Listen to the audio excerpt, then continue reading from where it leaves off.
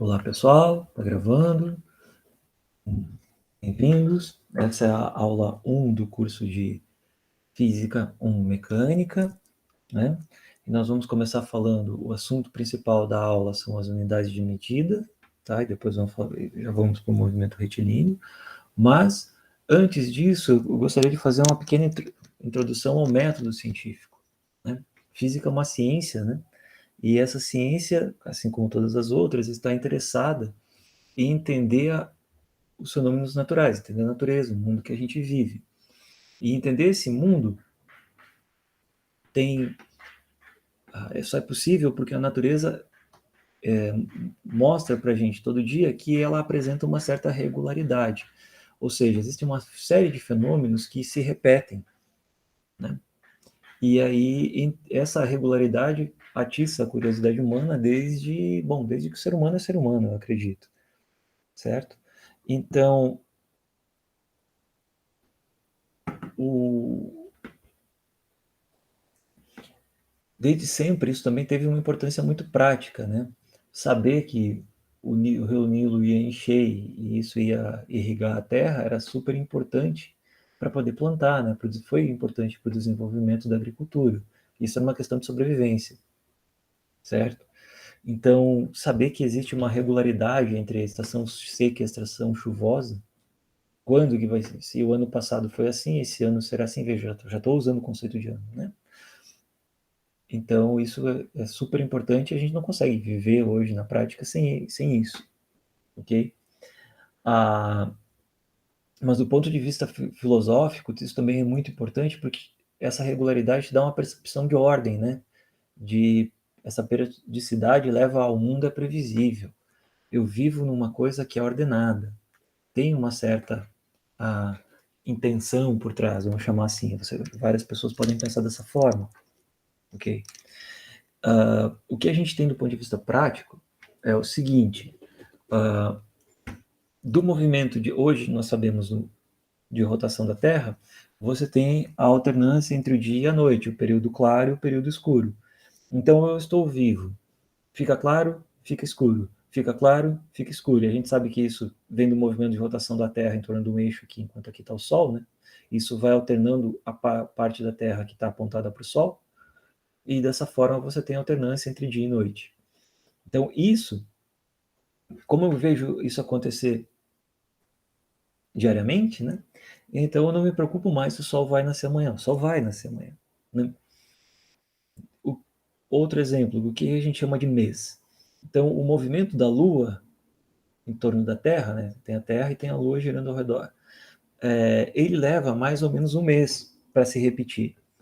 E esse movimento, ele é um movimento bem coordenado, vamos chamar dessa forma. Vocês devem ter imaginado, tendo percebido, que a Lua nasce e segue mais ou menos a mesma trajetória no céu e se põe mais ou menos no mesmo lugar que o Sol. Mas, comparando com o Sol, a hora que a Lua nasce e a hora que a Lua se põe pode ser bem diferente, né? Além disso, você pode ter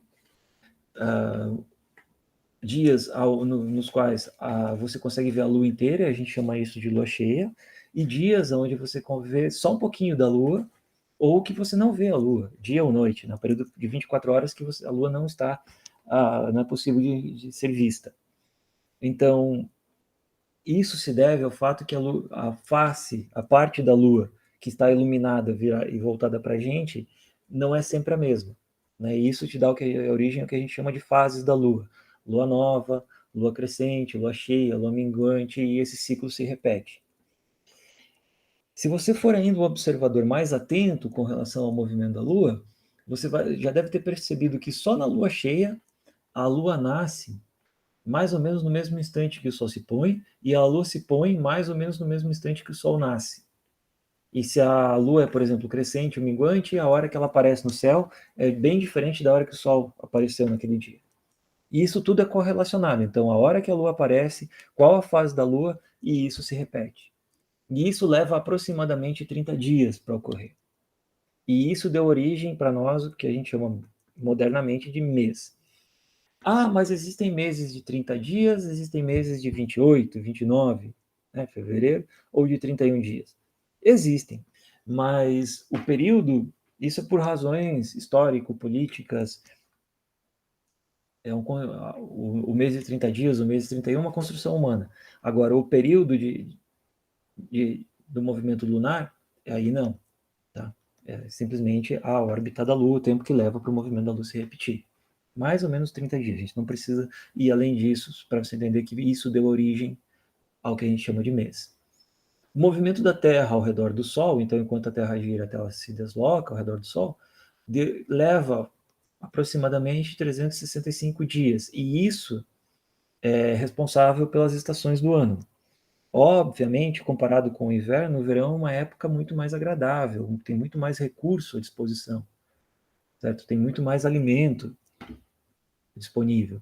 Então, mesmo antes da agricultura, olha, o comportamento dos animais muda. Se você é um caçador e vai viver seguindo a manada, o comportamento da manada muda. Vai ter muito mais comida no verão, vão guardar para o inverno, ok? Então, e isso se repete. Como que chegou-se a esse número exatamente? Olhando o movimento dos astros, do Sol e das estrelas. E aí você chega a 365 dias, 6 horas, blá blá blá, ok? Então, tudo isso aqui por si só é super interessante, pelo menos eu acho, saber aonde que eu vivo, como que é o lugar onde eu estou vivendo, que é o planeta Terra, mas também isso tem importância prática, de sobrevivência, tá? De antes da invenção da agricultura, ok? Além do movimento celeste, muitos outros processos apresentam essa regularidade, né? Processos naturais, tais como fenômenos biológicos, os organismos nascem, os seres vivos morrem, processos meteorológicos, como estação chuvosa, né, ou chuva de verão, nós sabemos o que isso é, e o fato de que a gente sabe, olha, no verão tem esse tipo de chuva que é mais rápido, é mais intenso e depois e também vai embora mais rápido, e esse verão foi assim, o verão também que vem também será, então, por favor, pessoal lá da prefeitura, façam obras para evitar alagamentos, né? Então, eu consigo saber que a natureza é dessa forma, eu consigo compreender a natureza, e o Einstein dizia que o fato de eu conseguir compreender a natureza, ela ser compreensível, é a coisa mais incompreensível para ele com relação à natureza.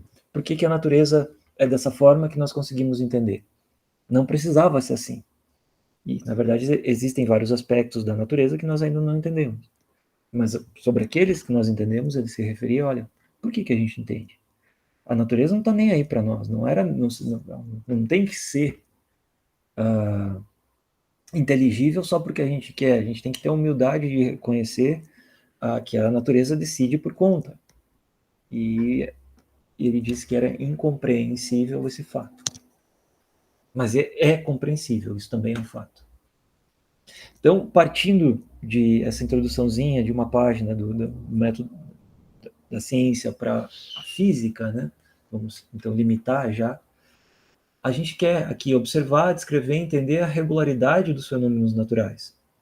Então, nós queremos encontrar leis gerais por trás dessas regularidades. Então, se eu olho para um certo fenômeno, tipo, as pedras caem quando eu solto, tá? Eu quero encontrar uma lei que diga como que a pedra cai. A palavra por que a pedra cai, ela pode ser mais complicada, mas eu posso com certeza dizer como a pedra cai. E essa é uma lei natural, uma lei geral que diz o movimento dessa pedra, daquela outra pedra, de um prego, de um copo de vidro, tudo vai cair seguindo esta lei, ok? Então eu não preciso soltar o copo de vidro para saber que ele vai cair, tá? Eu soltei uma borracha e ela caiu. O copo também cai. Por quê? Por causa da lei da gravitação. Tá?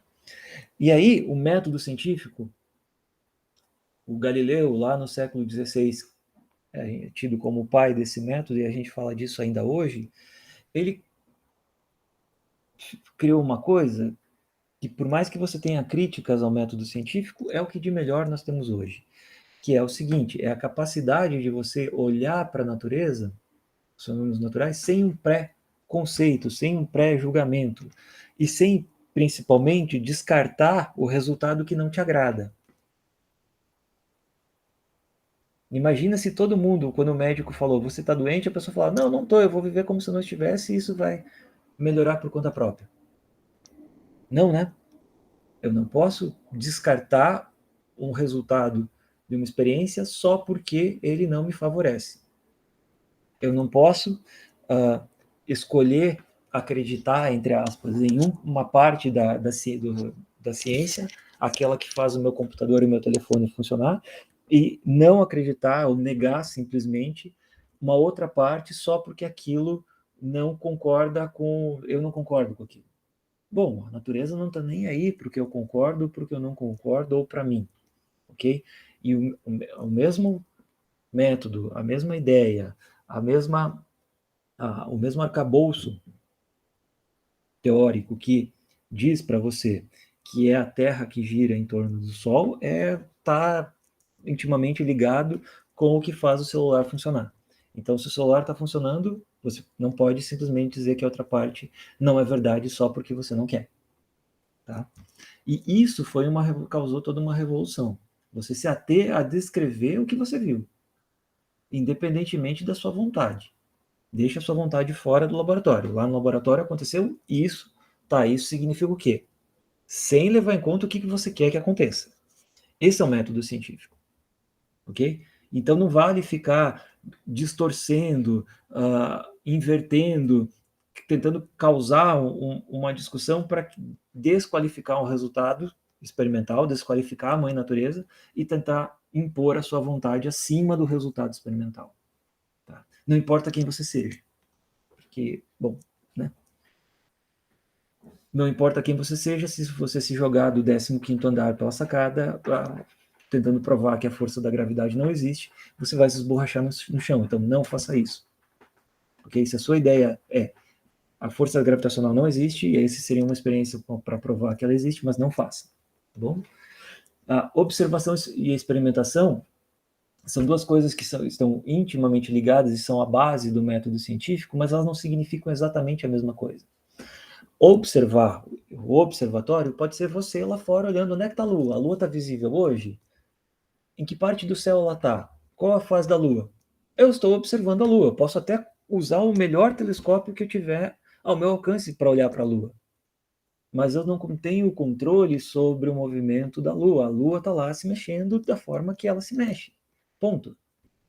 Isso é observar. Experimentar, aí é uma coisa diferente. Eu vou para o laboratório, em vez de estudar o movimento da órbita da Lua em torno da Terra, eu vou estudar a queda de uma esferinha de aço. E aí no laboratório eu posso repetir, soltar da mesma altura a esferinha de aço várias e várias vezes. E como eu faço o experimento, repito ele, tem reprodutibilidade, um padrão, se houver, entre a altura que eu solto a esferinha e o tempo de queda, esse padrão vai surgir nos dados, quando eu fizer a análise. Então, a partir desse padrão que surge, eu posso fazer uma formulação de uma lei. Por exemplo, a lei da atração universal dos corpos. Dois corpos de massa M1 e M2 se atraem e essa atração está direcionada na linha que liga os dois corpos, então você tem simetria radial, e é inversamente proporcional ao quadrado da distância, ou seja, cai com R quadrado. Essa é a lei do Newton, né? Tem uma constante de proporcionalidade que é o G de Newton, Gzão. Tá? E aí eu posso ir para o laboratório e testar essa lei. Soltar várias vezes a bolinha e medir o tempo que ela levou para cair. E a distância que a bolinha percorre vai ser, então, de certa forma, proporcional a alguma potência do tempo de queda.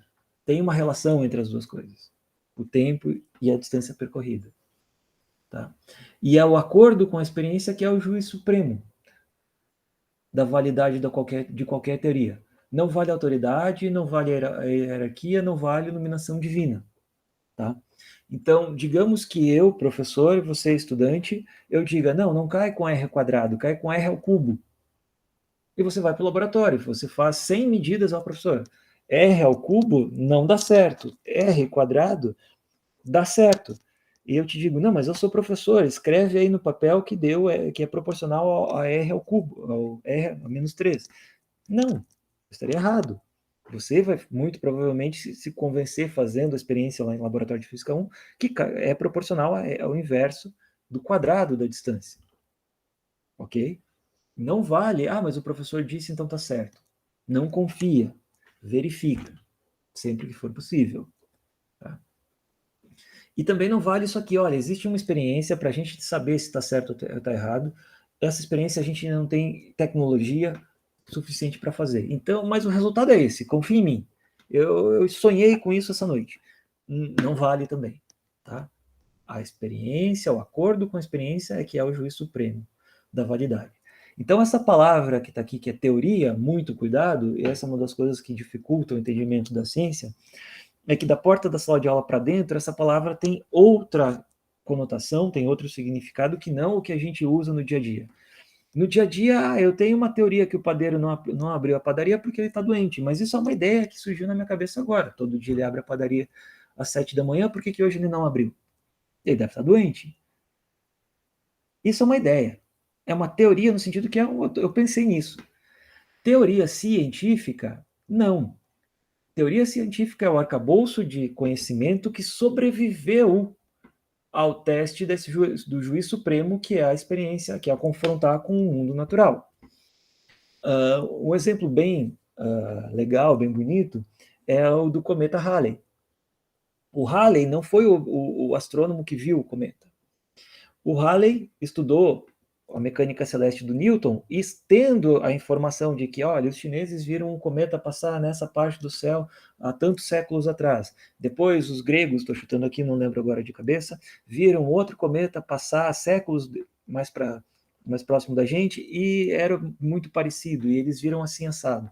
E ele, fazendo esse tipo de análise, ele chegou à conclusão que não eram objetos diferentes, era o mesmo objeto que tem uma órbita que leva 80 e poucos anos, mas é uma órbita periódica.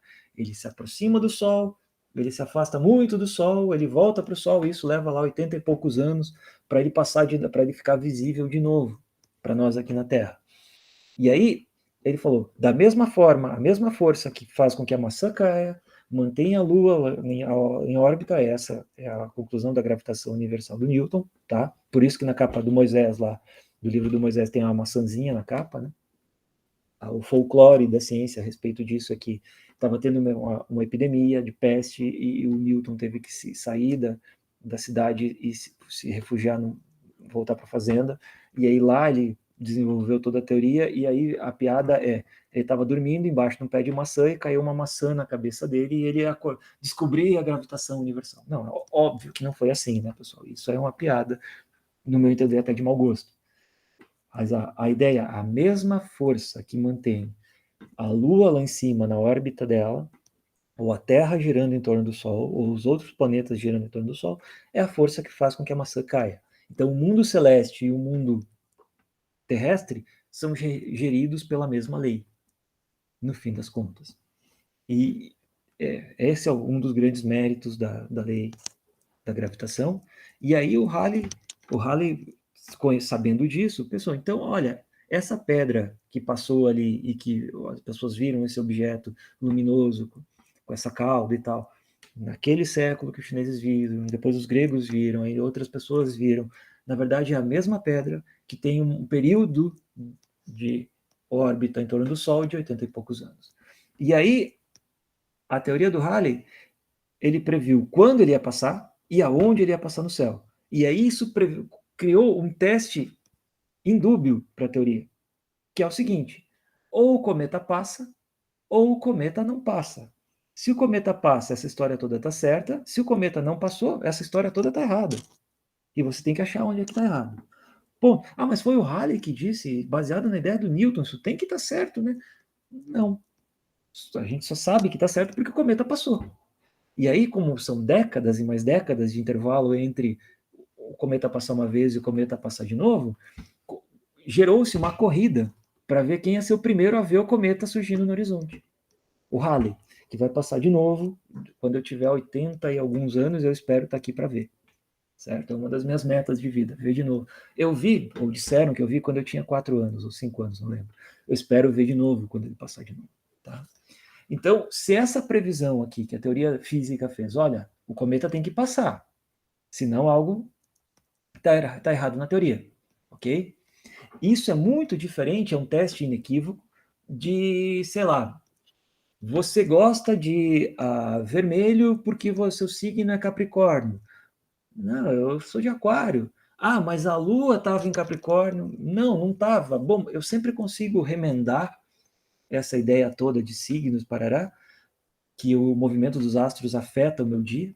Eu sempre consigo remendar isso a posteriori. Da mesma forma, como disse um técnico da seleção brasileira, que depois que o jogo aconteceu, todo mundo sabe explicar o que aconteceu. O problema é prever e acertar na escalação. Então, bom, o movimento dos astros é muito mais fácil de prever do que resultado de jogo de futebol, tá? Embora os dois possam aplicar métodos estatísticos. Mas aqui tem o método científico que eu estou tentando dizer é que ele tem uma série de críticas que você pode fazer, é limitado, é lento, é arcado, tudo isso é verdade, mas é o que tem de melhor. É o que o ser humano sabe fazer de melhor nisso, e ele é uma arma, é a arma mais poderosa contra tudo que é pseudociência, enganação, coach quântico, charlatanismo, 171, estelionato, pulseira magnética e o que jarra magnética que vendiam para minha avó e qualquer outra coisa a mais que você queira, tá? Não. Ou sobrevive ao juiz supremo da experiência, ou o cometa passou no dia, na hora, na noite, né? Na hora ele fica visível, na verdade, por um bom tempo, que você tinha previsto, ou a sua teoria tem buracos que você precisa rever. Ponto. Não importa se é o Einstein que diz. Ok? Só para deixar claro, então, como o Brasil teve eu vou comentar, teve um processo uma participação muito importante na validação da teoria da relatividade geral de Einstein, lá em Sobral, no Ceará. Eu acho que vale a pena, já que essa aula é de conhecimentos gerais, falar sobre o eclipse de Sobral. Procurem no Google depois. Sobral é uma cidade no Ceará, tá? Sobral. E aí a questão toda é o seguinte: a lei da gravitação universal do Einstein precisava ser comprovada, e ela diz que a matéria faz com que a luz se curve em torno da matéria. Então, se você tiver uma coisa muito massiva, como o Sol, ele faria até com que a luz se dobrasse. Eu não vou entrar em termos técnicos e dizer por que isso assim, não estamos na aula de gravitação universal, de teoria da relatividade. Só quero dizer o seguinte: para provar que a teoria do Einstein estava certa, você teria que mostrar que a posição das estrelas atrás do Sol, num dia você bate a foto das estrelas, sabendo a distância entre elas, e aí depois você espera o Sol passar aqui na frente. Deixa eu desenhar o Sol de uma corzinha mais parecida com o Sol, né? E aí você teria que conseguir medir a distância de novo entre as estrelas e comparar a foto 1 com a foto 2 e ver que a distância mudou. E mudou de uma certa forma bem específica, que é o que a previsão de que quando a luz passa perto de um objeto muito massivo, ela vai desviar, então se desvia e veio para cá, quando você faz a projeção, né, se a luz desviou e veio assim, né, você faz a projeção, você vai ver que a estrela está... Deixa eu desenhar isso direito. Digamos que você via a luz deveria seguir esse caminho, mas como ela se curva, né, você vai vê-la assim, então você ia imaginar que a posição aparente da estrela é essa se o Sol estivesse aqui, com relação ao Sol não estar aqui. Então é uma mudança na foto bem específica, tá? Aí você pode se perguntar, pô, professor, legal tudo isso, mas como é que eu vou ver as estrelas atrás do Sol? Se o Sol está ali, ele é uma estrela tão mais próxima que a gente só consegue ver o Sol, não consegue ver mais nada. Às vezes a Lua, né? Tem vários planetinhas orbitando lá, Mercúrio está sempre muito próximo, por isso que ver Mercúrio é tão difícil. Tá? Como é que eu vou ver isso? Bom, no eclipse. Então, como o diâmetro aparente da Lua e do Sol é mais ou menos o mesmo, imagina que você vai olhar para essa situação justamente quando a Lua está aqui na frente. Então, no eclipse, a Lua tapa o Sol e você vê as estrelas, mas com o Sol na frente. Então, mediu-se a posição das estrelas antes do eclipse. O lugar mais propício para ver o eclipse foi o Ceará.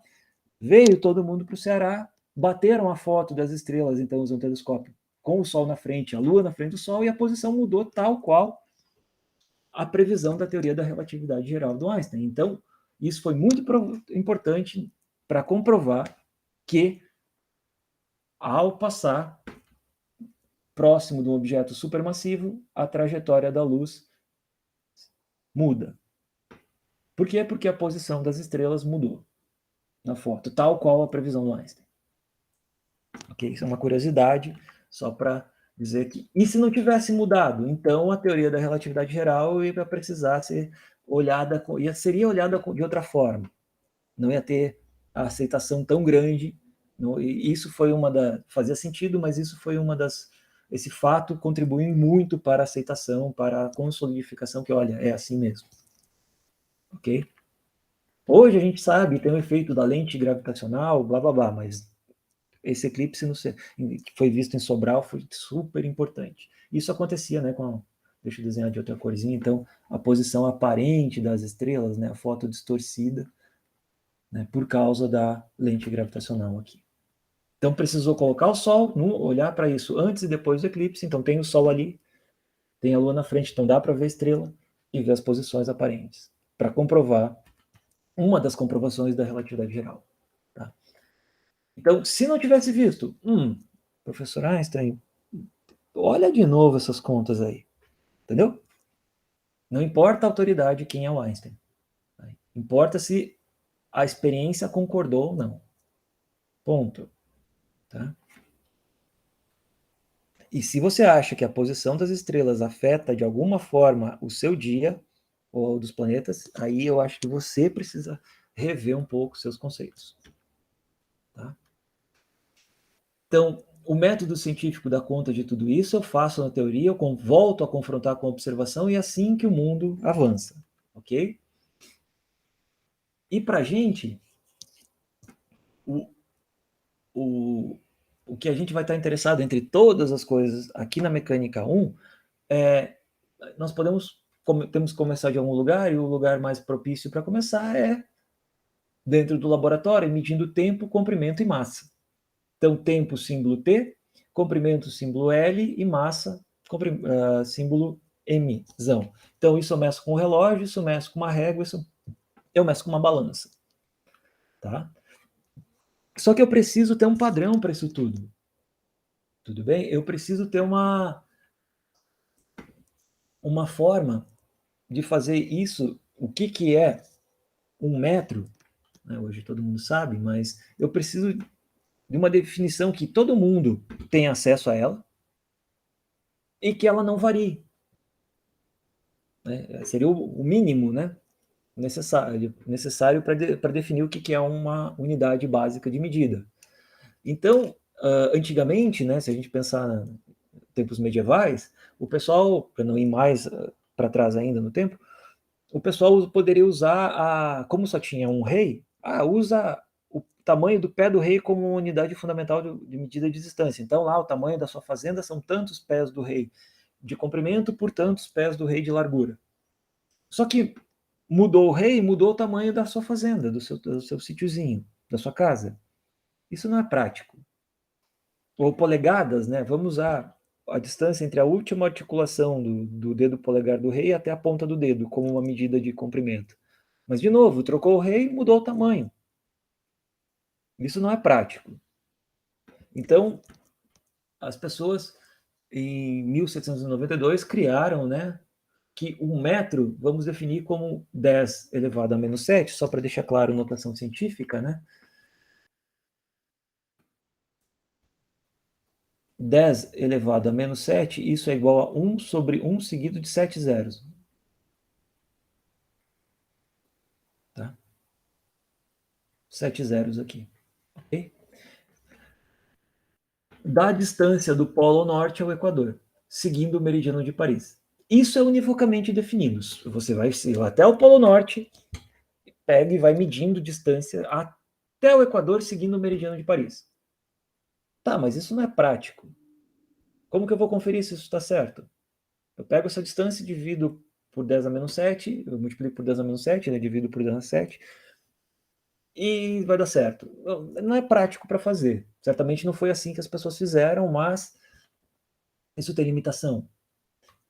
Então, em 1797, olha, por que, que não, a gente não define o tamanho de uma barra aqui, dessa liga de metal aqui, platina e irídio, e aí vem com pedacinhos de madeira, coloca do lado, faz um risquinho na madeira no começo da barra, de aço, de platina e irídio, faz um risquinho no final, na madeira correspondente ao final da barra, leva para o Inmetro de cada país, e aí, a partir dessas marquinhas, você faz as suas réguas e vende na papelaria. Então, isso funcionou por muito tempo, desde 1797 até 1960. Mas aí a Conferência Geral de Pesos e Medidas definiu uma coisa muito diferente, como sendo um metro. Um metro é 1.650.763,73 comprimentos de onda da transição 2p10 para 5d5 do Kryptonium 86.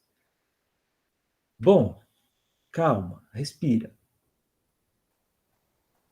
Certamente isso aqui não é acessível a todo mundo, isso colocou um pré-requisito tecnológico imenso em quem vai conseguir fazer essa medida, né? Você precisa ter o Kryptonium 86, que você não acha na esquina, né? É um elemento raro. Você precisa medir o decaimento dele e você precisa ser capaz de... Ou seja, o elétron está no orbital mais alto, ele vai cair para um orbital mais baixo. A diferença de energia entre essas duas camadas, ele vai liberar em forma de radiação eletromagnética, que é essa onda aqui, né? Que vai oscilar N vezes, e eu preciso que esse N seja igual a esse número todo aqui para dar 1 metro. Ou seja, a luz anda, a radiação dessa transição aqui anda 1 metro, para ela andar 1 metro, ela vai oscilar todas essas vezes. Ok? Então, para que se complicar desse jeito, professor? Essas pessoas não tinham mais o que fazer da vida, né? Por que, que eu vou me complicar tanto? Não era mais fácil comparar com a barra? A parte do comparar com a barra estava tão bonita, eu gostei tanto disso. Por quê? Né? Bom, comparar com a barra, ou essa outra primeira aqui, certamente não vai te dar 1, 2, 3, 4, 5, 6, 7, 8, 9. 1, 4, 7, 8, 9 algarismos significativos. Então, quando eu quiser fazer uma medida bem exata, certamente isso aqui é muito mais adequado. Então, se faz dessa forma é porque precisa fazer dessa forma. O mundo, a tecnologia que nós temos hoje, já adiantando, o GPS é muito favorecido por causa disso. Tá? Em 80, então, isso anos 60, 1960, 1983, uma nova definição, 1 metro é essa distância aqui. É a distância percorrida pela luz no vácuo em um intervalo de 1 sobre a velocidade da luz segundo. Isso significa o quê? Significa que a luz anda esse tantão aqui, 299.792.458 metros em um segundo. Como assim, professor? Porque é só lembrar, aqui não tem nada de especial, não. É só você lembrar do seu ensino médio que velocidade é distância por tempo, ok? E esta velocidade, o que tem de importante na velocidade da luz, ela tem um nome especial, é a letrinha c, tá? E ela é uma constante. Tá? Quer dizer que ela é a mesma, por isso que não muda, por isso constante. Tá? A velocidade da luz. Qual é o valor dela? É outra história.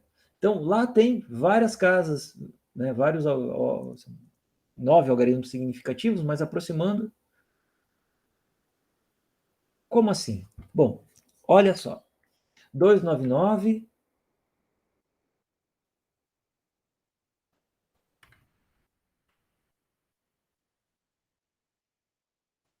metros por segundo. Ok? Então, a primeira coisa que a gente tem que olhar é o seguinte: se velocidade é distância vezes o tempo, a distância que a luz percorre em um segundo é igual a c vezes t. Ok? E aí, se eu colocar, olha, nada nessa mão, nada na outra, 3 vezes 10 na 8 metros por segundo, vezes 1 sobre 3, 10 na 8 segundos, isso vai dar o quê? 1 sobre segundo corta com 1 sobre segundo, e ficou metro. Então, isso aqui vai ser igual exatamente a 1 metro. Tá? Como que esse 8 apareceu aqui mesmo, professor? Bom, vamos fazer a conta. A vírgula está aqui, né? Vírgula 0, se você quiser.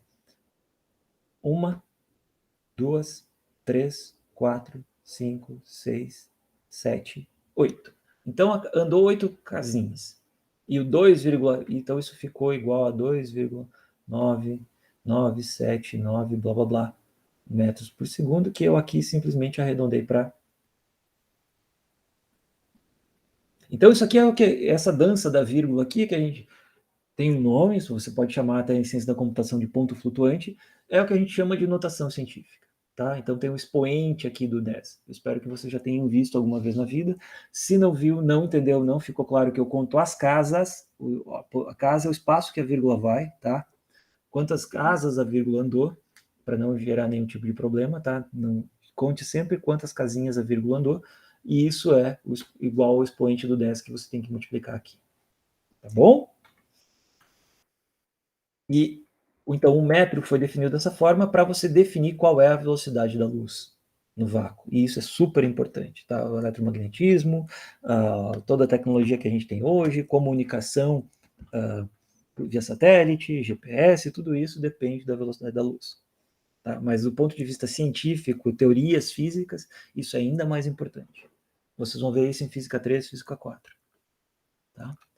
E aí, tudo bem, então, mesmo que eu queira fazer medidas da distância, eu tenha definido o que é o metro, isso pode não ser a coisa mais interessante se eu quiser usar, ou se eu precisar, né, ir para distâncias muito pequenas, que eu precise de um microscópio, então uma régua já não funciona mais, se eu quiser medir o tamanho de um fio de cabelo, então, né, a espessura de um fio de cabelo, uma régua dessas da papelaria não vai ajudar em muito, eu preciso de outras coisas, então eu vou usar equipamentos, tal qual o microscópio óptico, mas ele tem uma limitação física, que é a difração, ou seja, a capacidade que esse microscópio me dá de resolver estruturas pequenas é limitada, é boa para enxergar algumas coisas, mas não para tudo. Isso me leva ao microscópio eletrônico, o de força atômica, o de tunelamento, e aí com esse de tunelamento, eu consigo empilhar átomos. Aqui está a ponta de prova, e são a representação de átomozinhos. E eu lembro lá na pós-graduação, a gente tinha na parede um quadro da escrito IBM, né? IBM conseguia escrever nos laboratórios da empresa o I, o B e o M com fileirinhas de átomos, né? 4, 5 átomos em linha reta formavam o I e os outros formavam as outras letras, tá?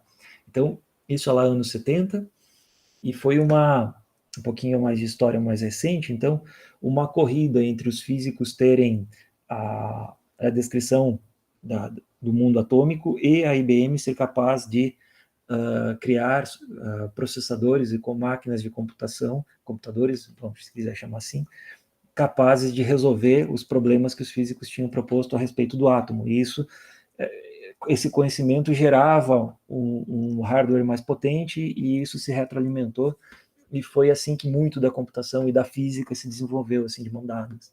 É uma história muito bonita. E aí, todos eles têm algum tipo de limitação. Aqui, por exemplo, difração para o microscópio óptico, e só para dizer aqui o princípio da incerteza de Heisenberg, que é a mecânica quântica na sua essência mais pura, que você vai ver lá na Física 4, tá? Para o microscópio eletrônico.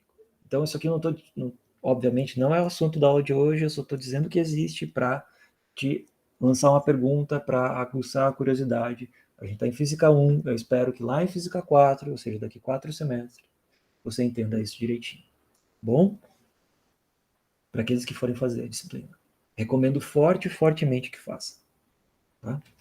Da mesma forma que eu tenho que ter uma teoria, uma medida de distância muito pequena, eu também tenho que fazer isso para distâncias muito grandes, distâncias do tipo astronômicas, tá? Então, o que é uma distância do tipo astronômica? Eu vou usar que medida de distância? Eu posso usar o metro, quilômetro, milhares, dezenas de milhares de quilômetros? Não. As coisas estão ainda muito mais longe. Então, se elas estão muito mais longe, será que essas unidades que a gente usa no dia a dia são as mais adequadas? Será que não existe uma outra unidade que é mais apropriada? Então, criou-se, convencionou-se, já que eu gastei uma energia para definir a velocidade da luz, então, né, criou-se essa outra unidade de distância, que é o ano-luz. Ou seja, se a luz anda todo esse tanto aqui, metros por segundo, 1, 2, 3, 4, 5, 6, 7, 8 metros por segundo, então, quanto a luz anda em um ano? Aí você tem que multiplicar por quantos segundos tem num ano, certo?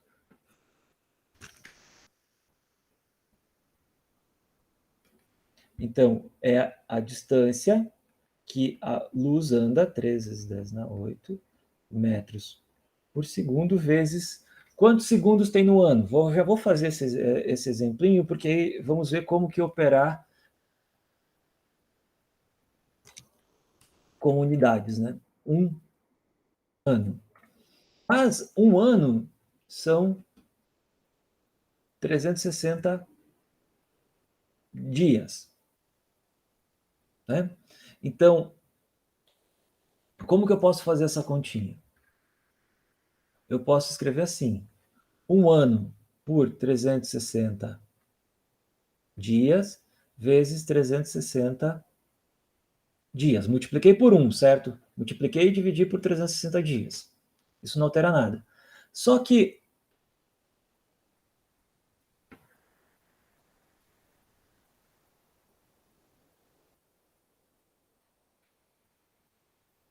360 dias, eu vou agora multiplicar e dividir por 24 horas. Porque um dia são 24 horas. E uma hora, eu vou multiplicar e dividir por 60 minutos. E um minuto, eu vou multiplicar e dividir por 60 segundos. Então, olha que legal. Dia cancelou com dia, hora cancelou com hora,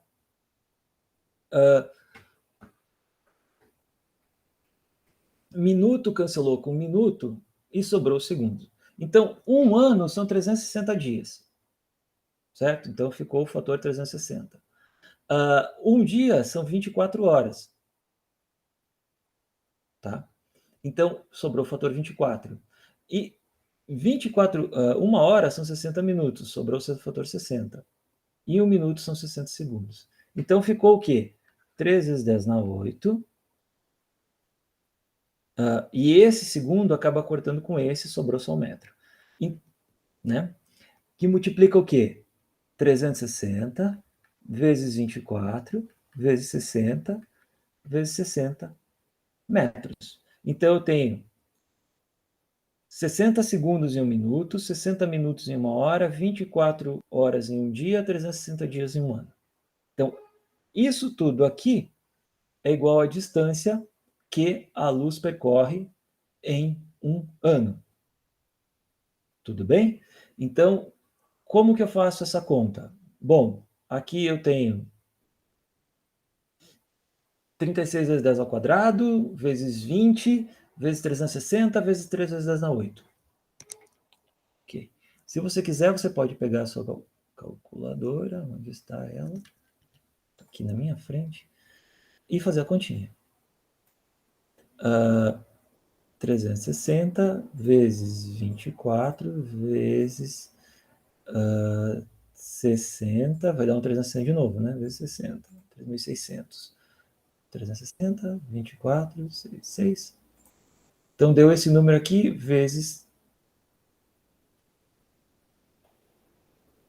3. Onde está isso? E 8.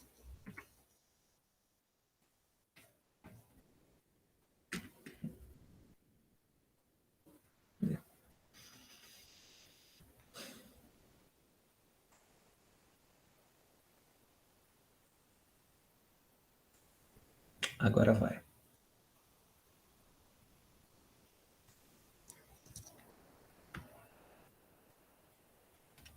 Então, o que importa é que deu 9 vezes 10 a 15, ou seja, aproximadamente 1 vezes 10 a 16 quilômetros.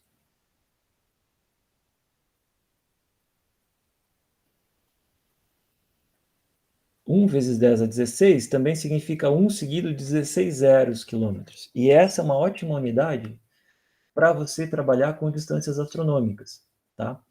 E aí, para saber a distância dessa estrela, onde, quanto ela está, suponha que por algum outro motivo eu sei a distância dessa.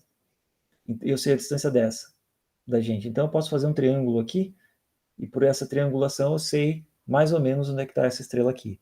E isso é bom ou ruim? É razoavelmente bom, é usado para distâncias até 10 anos-luz. Então, 10 anos-luz, 10 vezes a distância que a luz percorre em um ano. Verifica todos esses númerozinhos aqui, sempre. Se eu escrever o número no quadro, você verifica, tá bom? Mas isso não vale para todas as distâncias, isso tem uma limitação só de 10 anos-luz, o universo é muito maior do que 10 anos-luz, então eu preciso de outro tipo de medida de distância. E eu posso usar a luminosidade aparente. E aí eu digo que essa estrela aqui e essa estrela aqui são idênticas.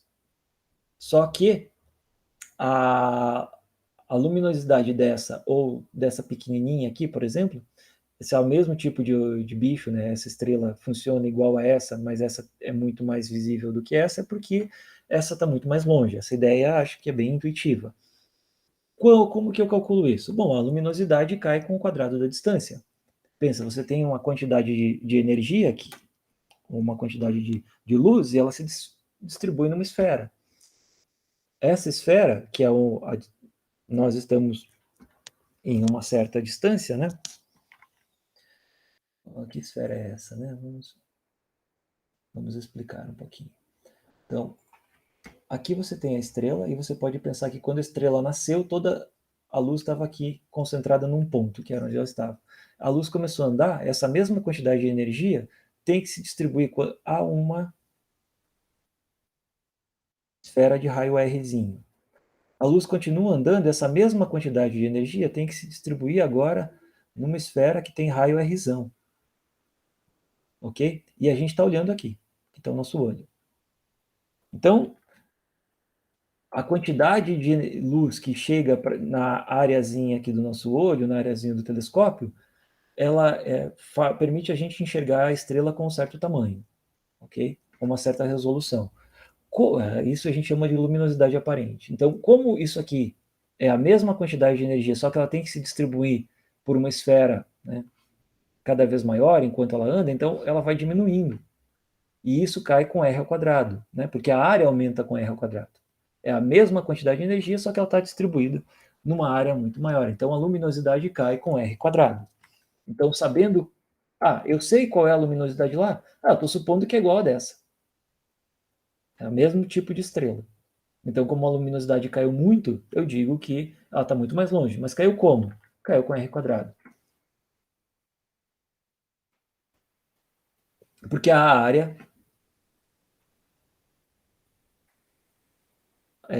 luminosidade é inversamente proporcional à área, e a área é proporcional ao raio quadrado. Tão simples quanto isso, a ideia, tá?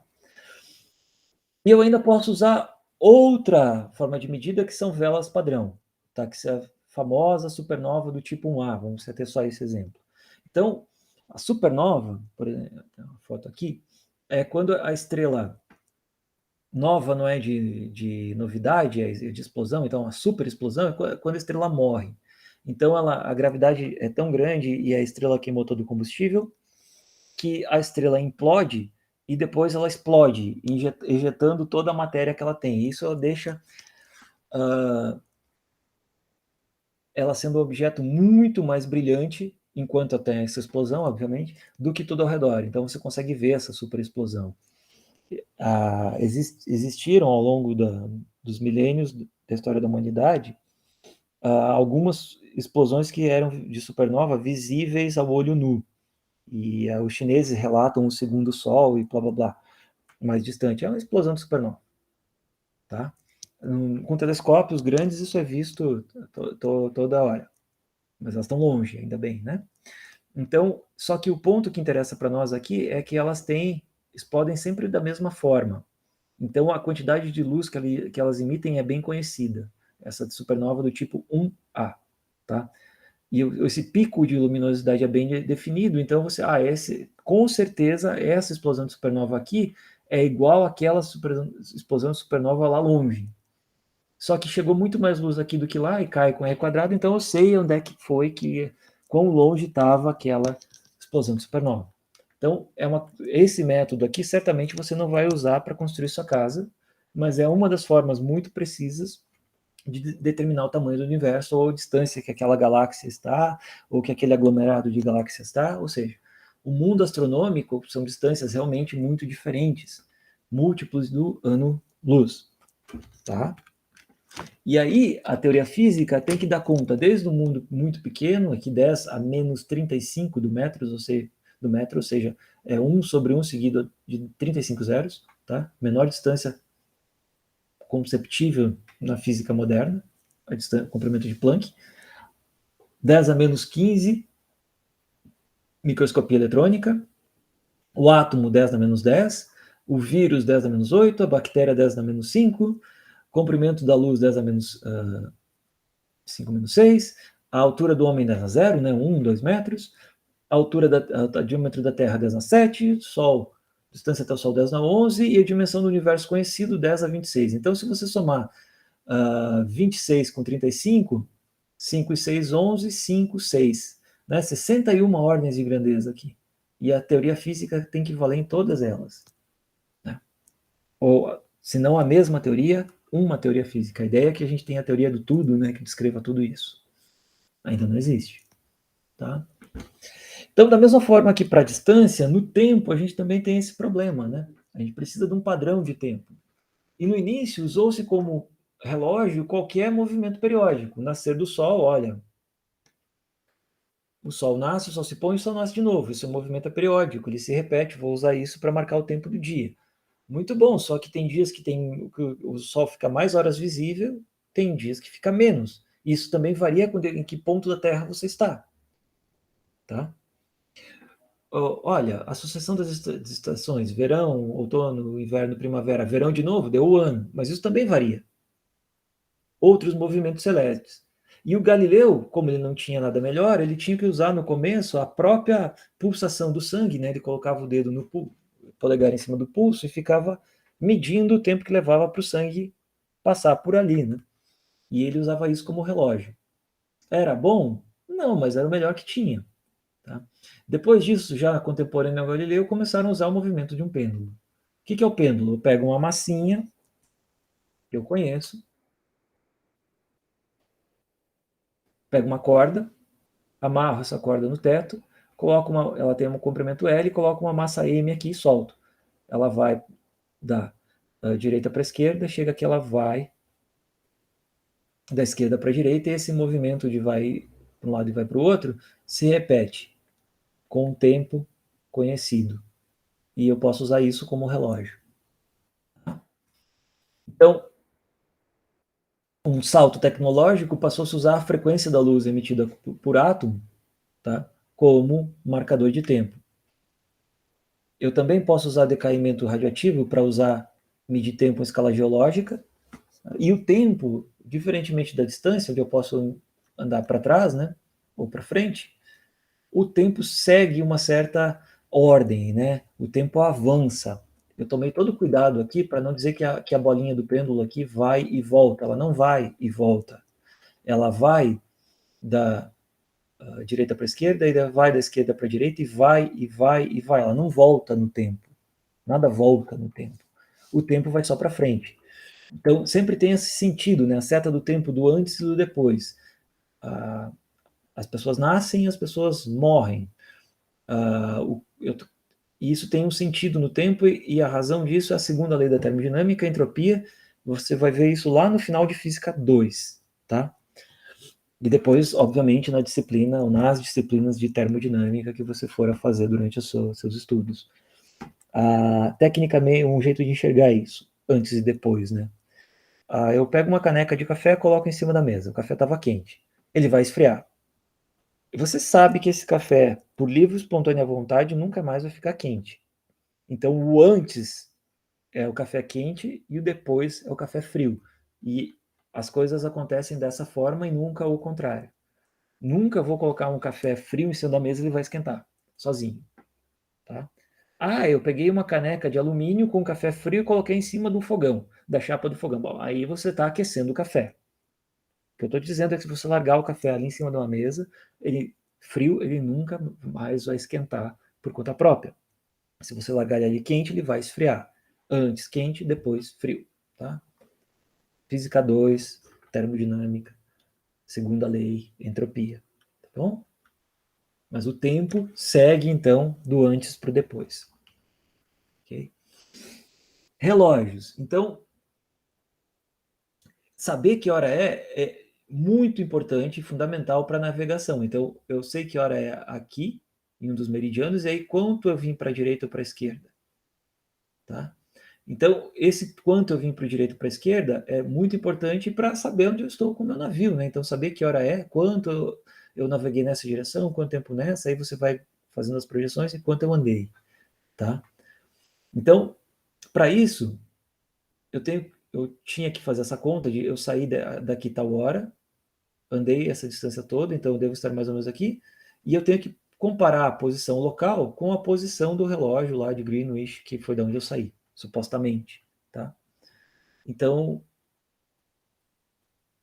outro fato interessante é que a Terra, por girar 360 graus, né, 24 horas, então, se passar uma hora, eu tenho um desvio de 15 graus aqui. Ou outra forma de enxergar isso, se eu ficar olhando a posição do Sol ou da Lua, se passar uma hora, a Lua vai ter andado mais ou menos 15 graus. Tá? A posição da Lua que eu vejo, a posição do Sol que eu vejo, em uma hora andou mais ou menos 15 graus. É uma forma de entender. Tá? E outro fato importante na história dos relógios é que esse carpinteiro aqui, ele conseguiu uma forma muito boa de melhorar a metalurgia das molas, né? E ele criou relógios, então, que erravam 1 segundo em 10 na 5 segundos, 100 mil. Como assim? Bom, isso foi muito importante para o nosso padrão de tempo. Então, até 1956, o que tinha de melhor era 1 sobre 66.400 do dia solar médio. Mas eu tinha que medir o, o tempo, né, o intervalo de tempo de um dia ao longo do ano inteiro e depois fazer a média. E aí dizia que 1 segundo era 1 sobre esse número aqui. Mas isso não é tão bom, tão prático, o ano pode variar um pouquinho. Então, em 1956, um outro padrão baseado no ano solar. Em 67, a 13ª Conferência Geral de Pesos e Medidas definiu 1 segundo como sendo isso aqui, esse montão de casas dos períodos da radiação atômica da transição especificada do Césio 133. Então, esse é o primeiro relógio atômico.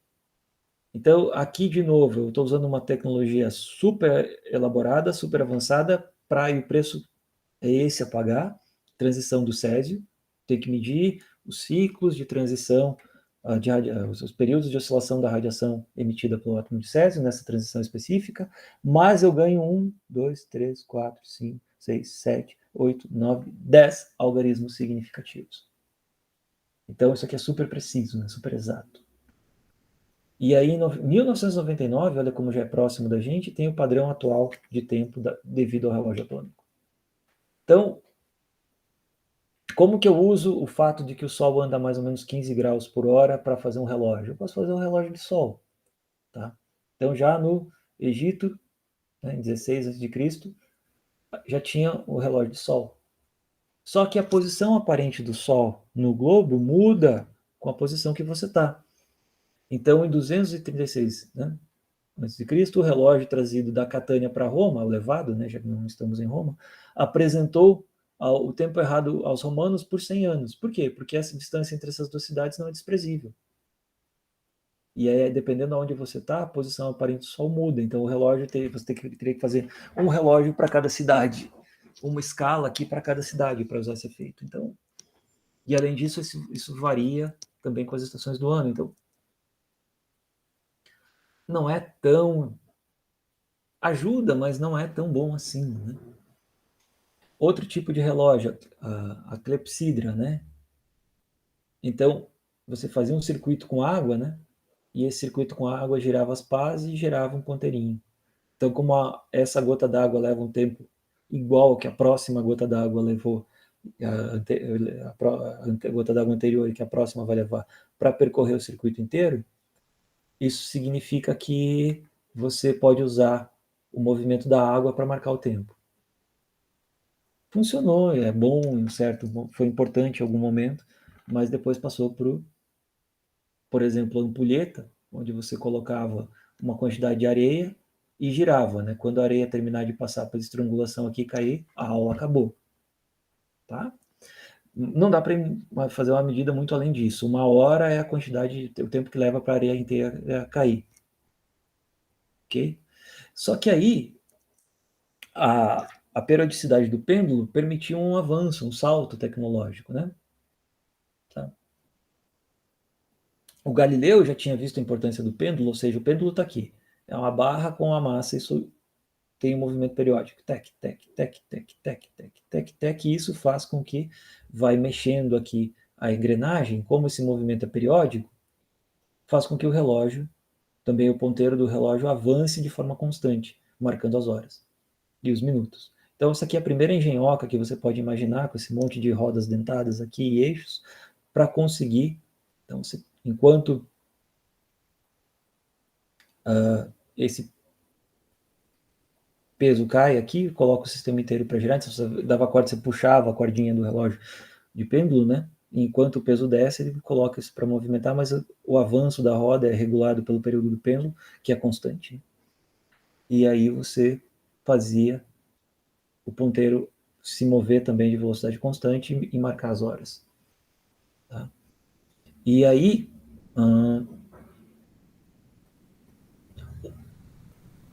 você poderia usar uma mola também para fazer isso, e isso tornou o relógio miniaturizável, né? O relógio de pulso que você dava corda. Acho que meu pai chegou a ter um desses por razões históricas ou por ser bonito, né, chique. As pessoas ainda usam relógios analógicos, né, e não só o digital.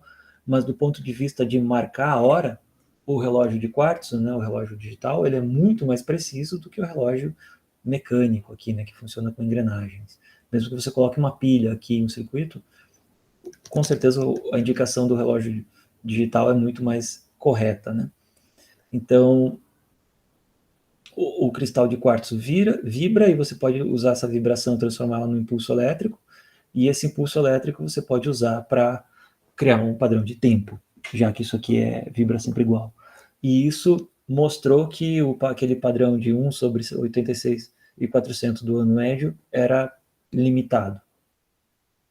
Então, o relógio atômico, né, para você ter um padrão uniforme de tempo hoje, você pode usar a transição, né, do Césio 133, tem uma frequência de 9.192.000, não, 9.192.631.770 ciclos por segundo. 1 sobre segundo, a unidade é Hertz.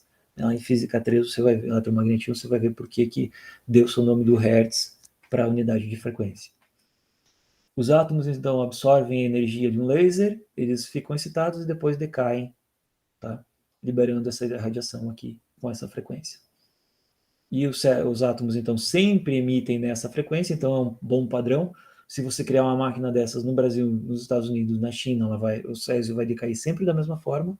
Então você pode construir vários relógios desses ao redor do globo e eles dizem, a partir do instante zero, quanto tempo passou. Tá? Então, em 1967, na 13ª Conferência Geral de Pesos e Medidas, definiu o segundo como o tempo que leva para essa transição do césio fazer esse tanto todo aqui de ciclos. Tá? Isso é uma ideia de 1930. O primeiro usou a molécula de amônia, em 52 já era um relógio de césio de novo, e aí isso vai evoluindo com o tempo, né? A gente vai aprendendo, a humanidade, a fazer relógios cada vez melhores. Em 99, atrasava 1 segundo em 20 milhões de anos. E em 2005, olha só, 6 anos aqui, 1 segundo em 60 milhões de anos. E aí tem esse gráfico aqui do ano, e quão bom foi o relógio que as pessoas foram capazes de fazer. E olha como surgiu um padrão, né? Quanto menor o erro aqui, né, em nanosegundos por dia, melhor o relógio. Mas parece que a capacidade do ser humano de criar relógios bons ao longo do tempo segue um padrão. Que padrão é esse? Não sei. Mas tem um padrão. Tá? Então, aqui tem uma foto desse relógio feito lá em 1969, a equipe de pesquisadores por trás, tá? Um esquema de como isso funciona.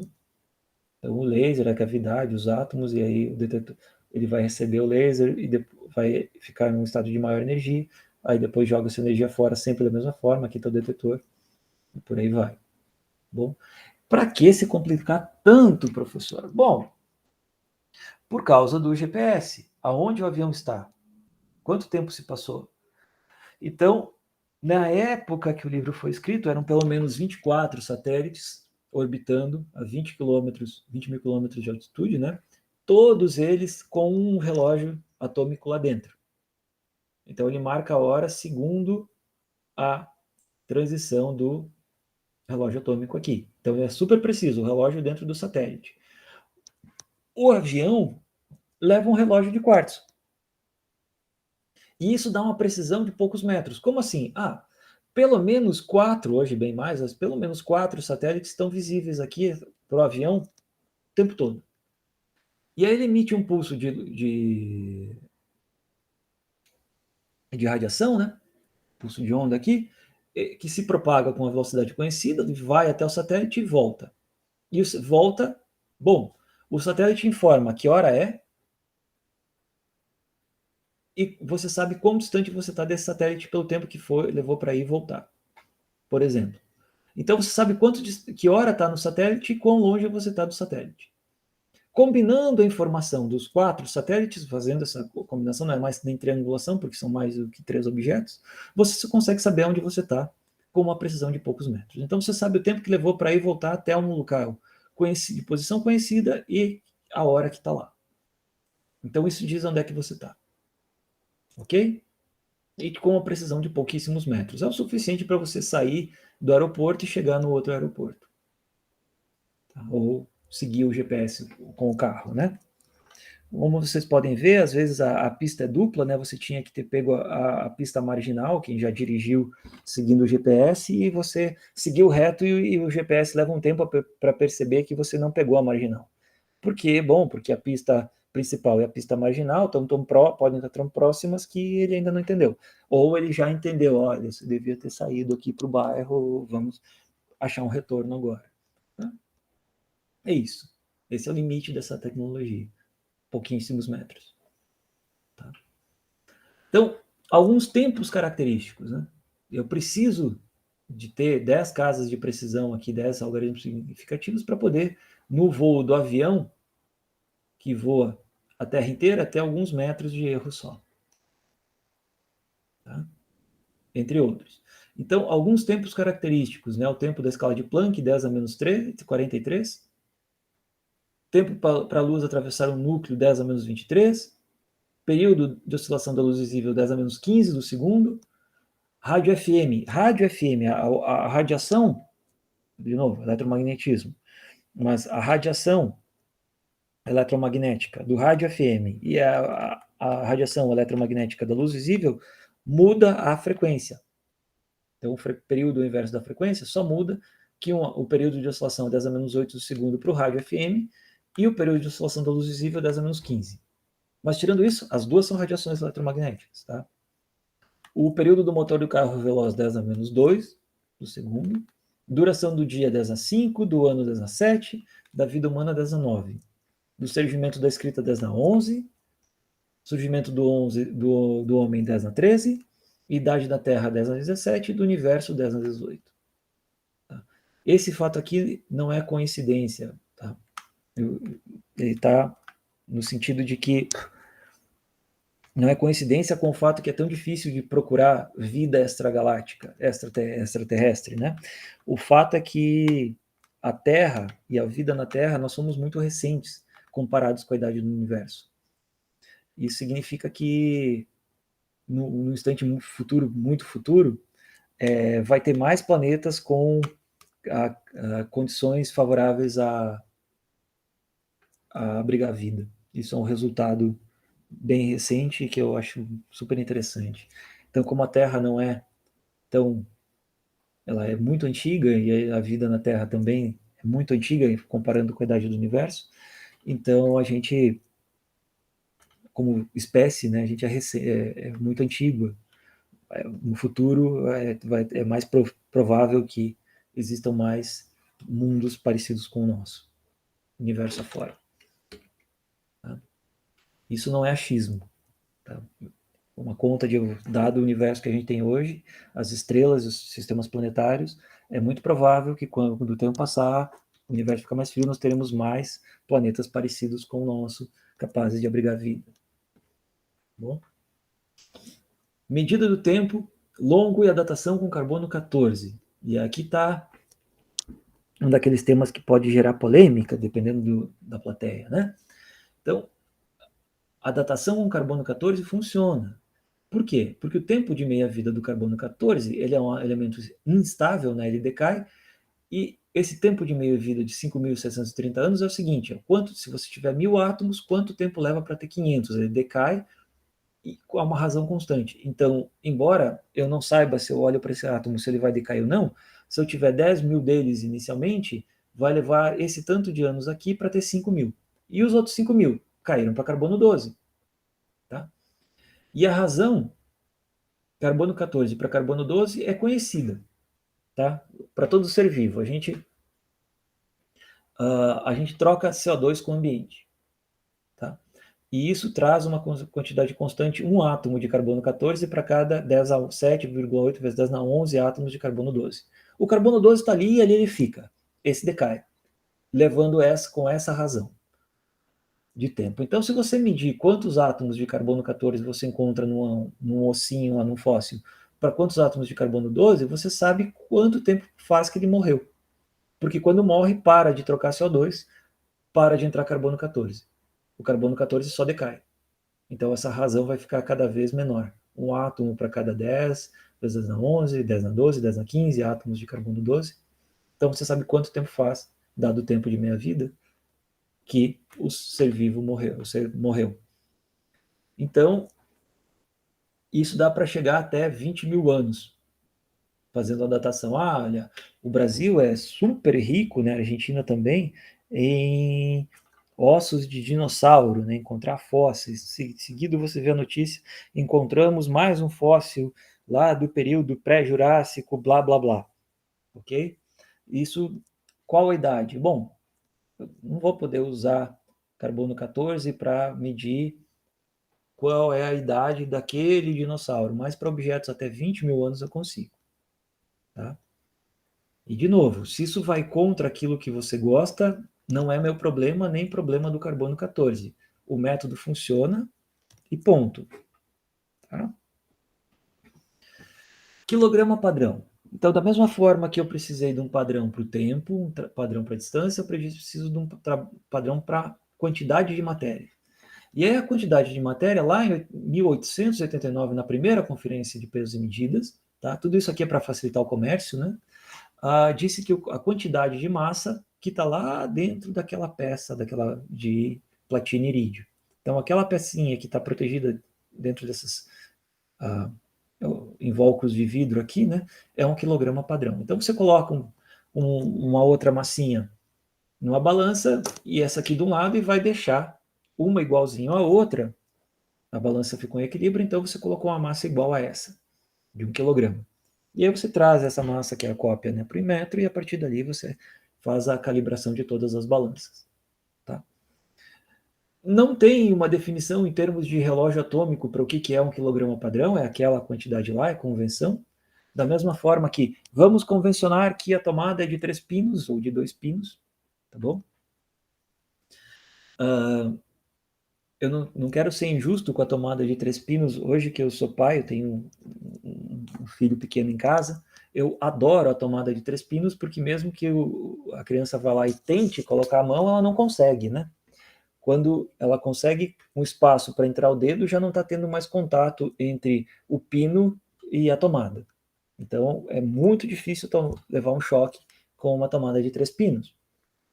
Essa é a vantagem. A desvantagem é que eu tive que trocar, né, as tomadas da casa. Mas hoje, que tudo que eu uso que vai na tomada é padrão 3 pinos, eu gosto dele, mas vocês devem lembrar do transtorno que isso foi no começo. Então, você vai encontrar. Por que eu estou falando isso? Porque existem países, por exemplo, maior os Estados Unidos, que não usa metro, quilograma, o Sistema Internacional de Unidades. Eles vão usar jardas, polegadas, galões de combustível. E isso. Ah, mas por que eles são tão teimosos? Não, eles não são teimosos. Eles só não querem pagar a conta. Alguém vai ter que trocar todas as tomadas, de 2 para 3 pinos. Alguém vai ter que trocar todas as medições. Isso custa tempo e dinheiro. E é por isso que não é feito. Porque custa caro fazer. Então, quanto mais padronizado for, mais fácil é a vida. E se você não padronizar agora, no momento futuro, vai custar mais caro padronizar. Tá? O segundo padrão aqui de massa é a massa do químico, né? Comparar com isso aqui, tem mols e mols de átomos aqui, não é útil para a química. Então, criou-se que a massa, de novo, do carbono 12 tem 12 unidades de medida de massa.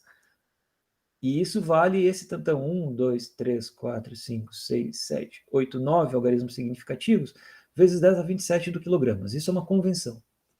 E a partir daí, como o estado ligado, a massa do nêutron é quase igual à massa do próton, você consegue usar que tudo é U e fazer contas com U para unidades de massa atômica, sem se preocupar muito com o quilograma, quando você está lá na química. Tá bom? O professor de química certamente vai conseguir dizer para você muito mais a respeito desse usinho do que eu. E aí, massas características do elétron. Aí eu posso dizer que o neutrino, que é o que eu trabalho, o neutrino 1, é pelo menos 10.000 vezes menor, mais leve do que o elétron. Tá? Aí você tem a massa do elétron, a massa do próton, de um vírus, olha, tudo muito pequeno. Da bactéria, da pulga, a massa do homem, né? Uma piada sobre pulgas, né? Tinha um quadrinho do Luiz Fernando Veríssimo que chamava As Pulgas, né? Então são dois pontinhos conversando, né? E aí tinha um que era só uma pulga falando para outra, que entrou um átomo no meu olho. Bom, você imagina que a pulga é um pontinho, o olho da pulga é muito, muito menor, e o cisco para entrar no olho tem que ser muito, muito menor, entrou um átomo no meu olho. É, piada de nerd, mas enfim, quando eu vi isso a primeira vez eu achei engraçado. A massa do homem, a massa lá da pedra do Pão de Açúcar, a massa da atmosfera, olha como não é tão mais leve que a massa do oceano. A massa da Terra, a massa do Sol, e a massa da Via Láctea e do universo já começa a ter incerteza, né? 53 a 54. Mas olha, 53 mais 30, 83 ordens de grandeza.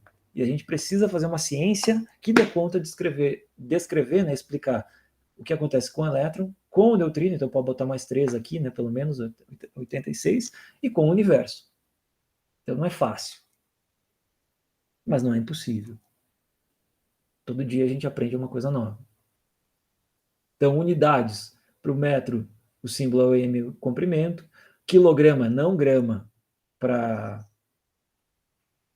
massa, e segundo para o tempo. Essas são unidades do sistema internacional, são baseadas nessas conferências todas aqui para dizer o que é.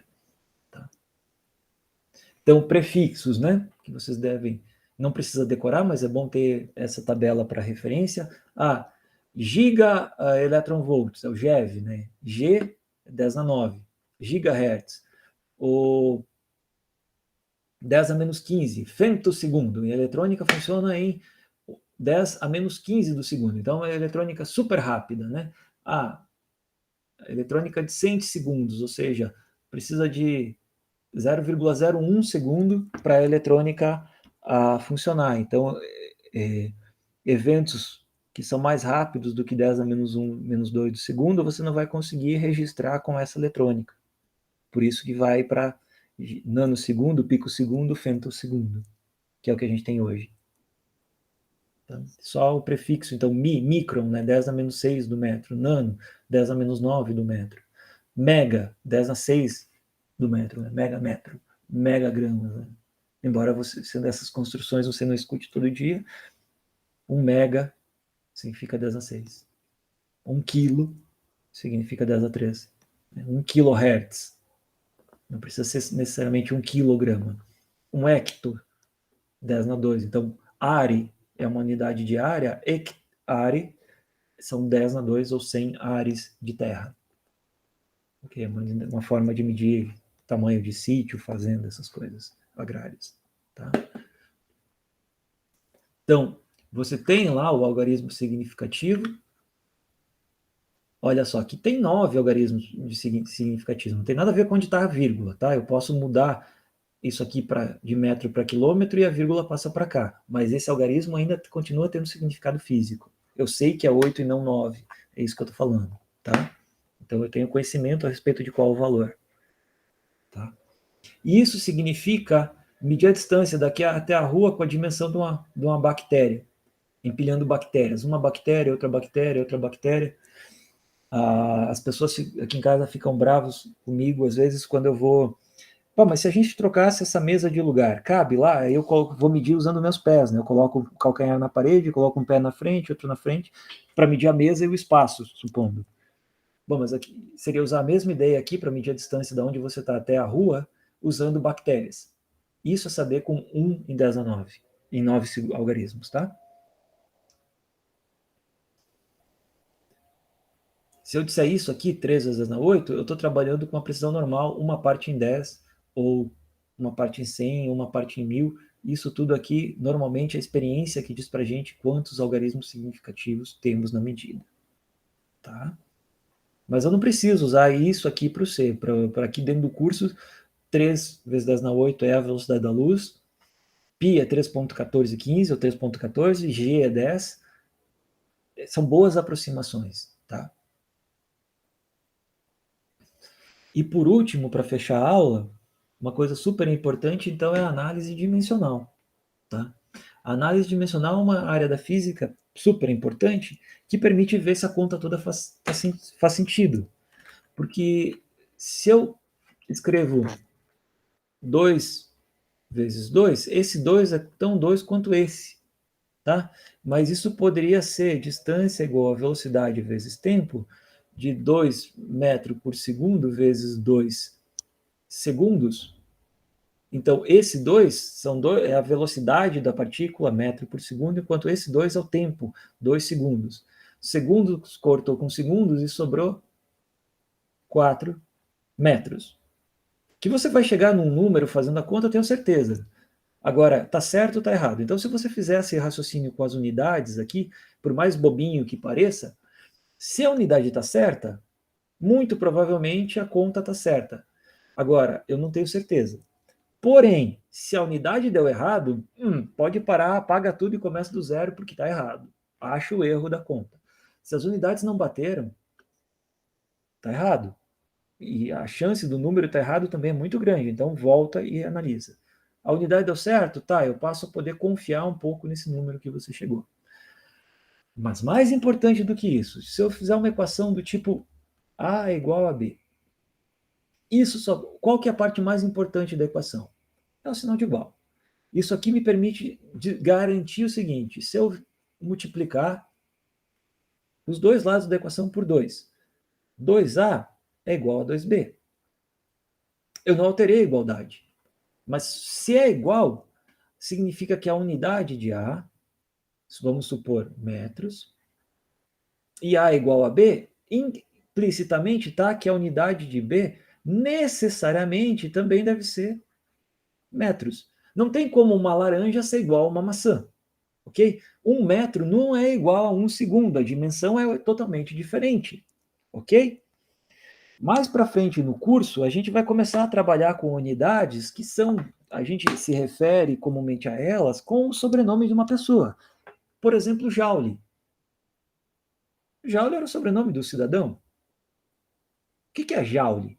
Ah, Joule é unidade de energia. Energia é trabalho, trabalho, força vezes deslocamento. Então, isso aqui é Newton vezes metro. Ah, mas Newton também é o sobrenome do Newton, né? Isaac Newton. Então, Newton, o que é? Unidade de força. Você deve ter visto lá que força é massa vezes aceleração. Então, a unidade de massa é quilograma e a unidade da aceleração é metro por segundo ao quadrado. E isso aqui vezes o metro, né? Então, o joule, ele é quilograma vezes metro quadrado por segundo quadrado. Então, quando eu falo em joules por coulomb, por não sei o que, eu estou fazendo operações dividindo sobrenomes de pessoas, a intuição já não existe mais. Mas se eu voltar que o joule é força vezes deslocamento, essa é a dimensão que ele tem, então a dimensão de energia ou de trabalho, e isso é quilograma vezes metro por segundo, né? Vezes metro, força vezes massa, vezes aceleração, vezes deslocamento. Então, essas aqui são fundamentais, né? São as do Sistema Internacional de Unidades. Então, eu volto a ter uma ideia de qual a dimensão do joule, que é a energia ou o trabalho, como quiser. Ok? Então, isso é super importante. Fez a conta de qual a energia e chegou em segundos, tá tudo errado. Volta para as unidadezinhas fundamentais, opera com todas elas, faz um raciocínio parecido com esse que eu fiz aqui, tá? E você tem que chegar na unidade correta. E a equação só vai ser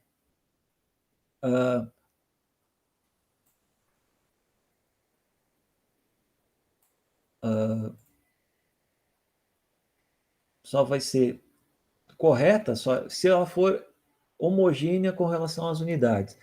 Então, você tem uma coisa bem simples, como A mais B igual a C mais D,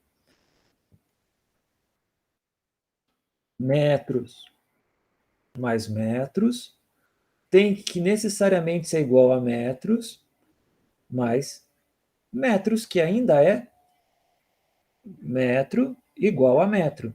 Não pode metro ser igual a quilograma. E não pode metro ser igual a segundo. Não faz sentido nenhum. Laranja, laranja. Maçã, maçã. Quilograma, quilograma. Joule, joule. Todos os termos têm que ter a mesma unidade.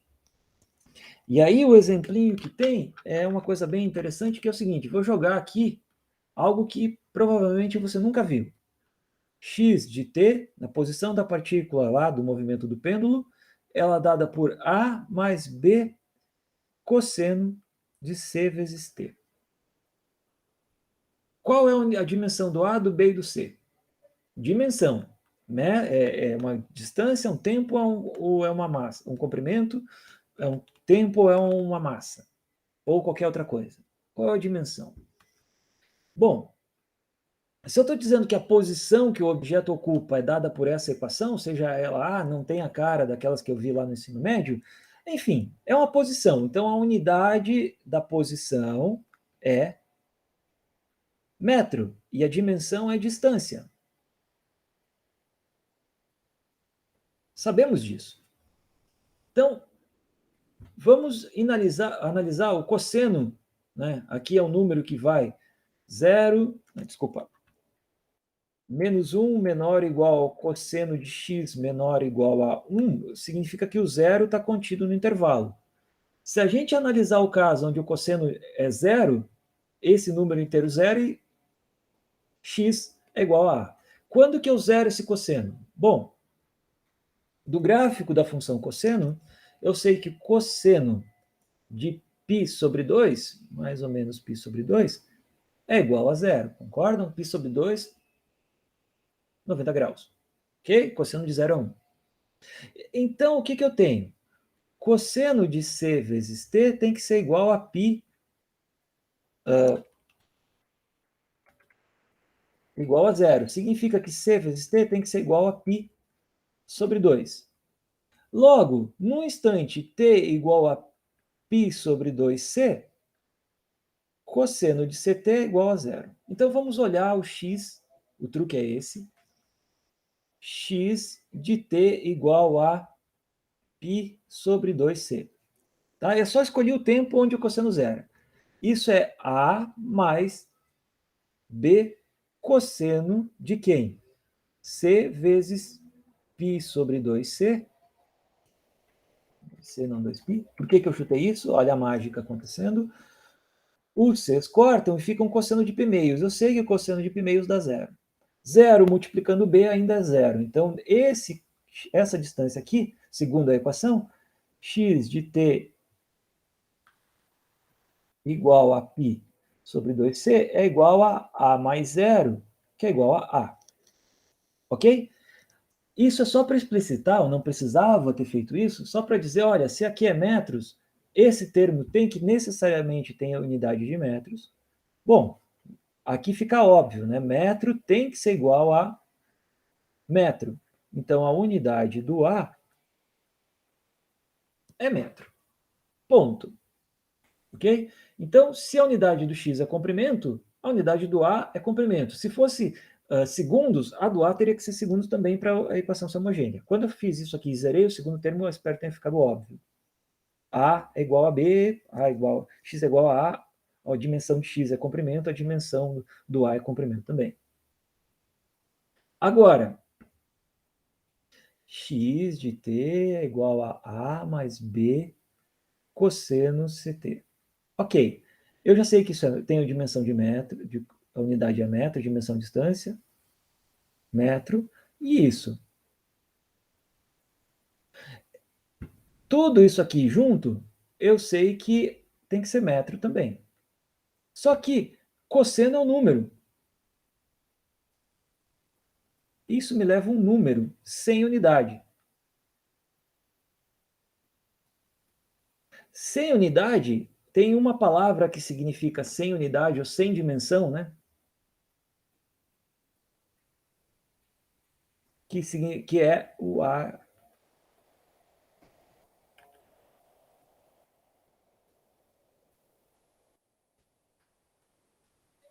Sem dimensão. Ok? Então, adimensional significa sem dimensão. E nesse caso, eu posso pensar da seguinte forma. Se o cosseno tem dimensão nula, como que fica? Eu sei que o produto B vezes cosseno tem que ter dimensão de comprimento e unidade metro. Então, B vezes cosseno de x aqui, x é cosseno de y, né? CT mesmo. Tem que ter dimensão comprimento e unidade metro.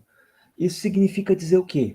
Se isso aqui a dimensão é zero, significa que o B tem que ter dimensão de comprimento. Se o C vezes T, que é o cosseno, é um número adimensional. Então, o B tem dimensão de comprimento. Tá? E esse aqui é um número puro. Então, nesse caso, o B também tem dimensão de comprimento. Só deixa eu corrigir o português, na hora eu estava pensando em outra coisa, errei aqui, eu peço mil desculpas. Vamos escrever a palavra inteira direito, mas adimensional até hoje, antes da aula, era com S, né? Então vamos escrever certo.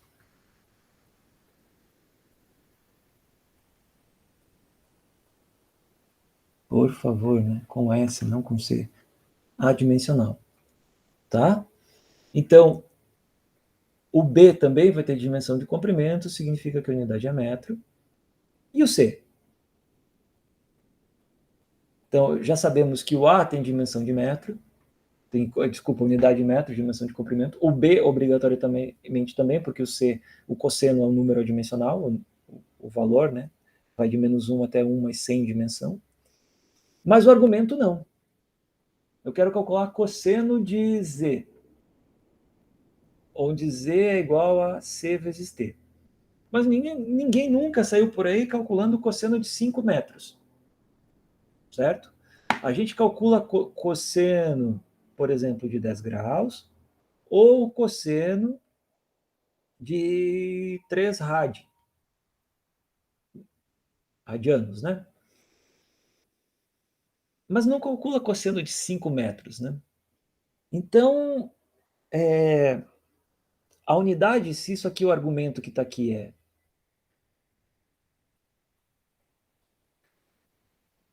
C vezes T, e T, a unidade do T, é tempo, né? Segundos, então esse C aqui tem que ter uma certa unidade, né? eu sempre vou trabalhar, e eu espero que vocês entendam isso, com a unidade radiano. E aqui para nós, isso é, de novo,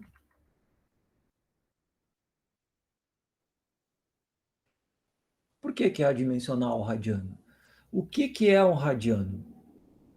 Como que eu calculo um radiano? Ah, eu sei que na circunferência, todo mundo fala que tem 360 graus, ou 2π radianos. Tá? E o natural de se usar é o radiano. Tudo bem? Então, eu vou deixar aqui uma das perguntinhas da aula para vocês olharem, é o que é um radiano.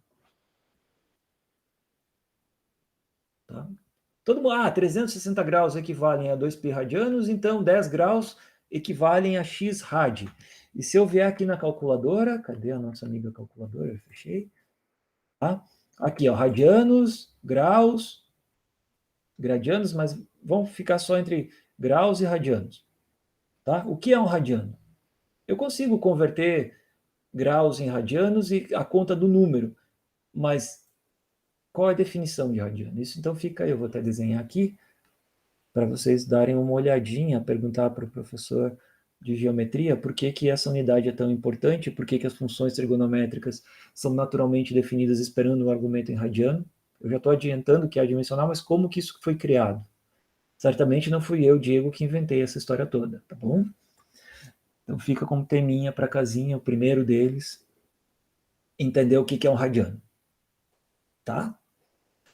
Então, se isso aqui tem que ser adimensional ou radiano, que é adimensional, é uma forma especial de escrever, já dentro do mundo da trigonometria, das funções trigonométricas, isso aqui tem a unidade de C vezes a unidade do tempo tem que ser igual a rad. Tá? Então, a unidade do C vezes... Qual que é a unidade do tempo? Estou pensando na resposta. Segundo é igual a rad. Então, significa que a unidade do C tem que ser rad por segundo. Mas o radiano é dimensional. Então, você vai achar pessoas que vão escrever isso aqui como 1 sobre segundo, simplesmente.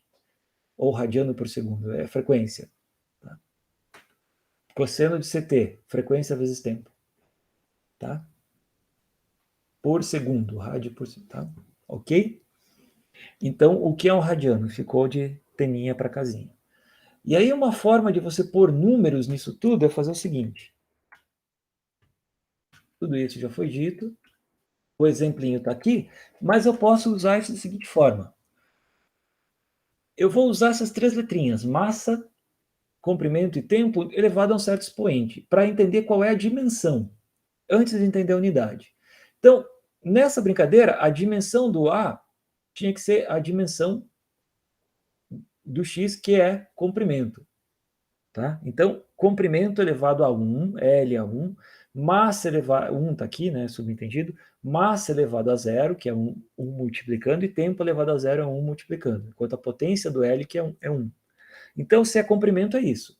Não tem dimensão de massa, não tem dimensão de tempo, só tem a dimensão do comprimento elevado à primeira potência. A área seria m a 0, t a 0, L ao quadrado. Claro?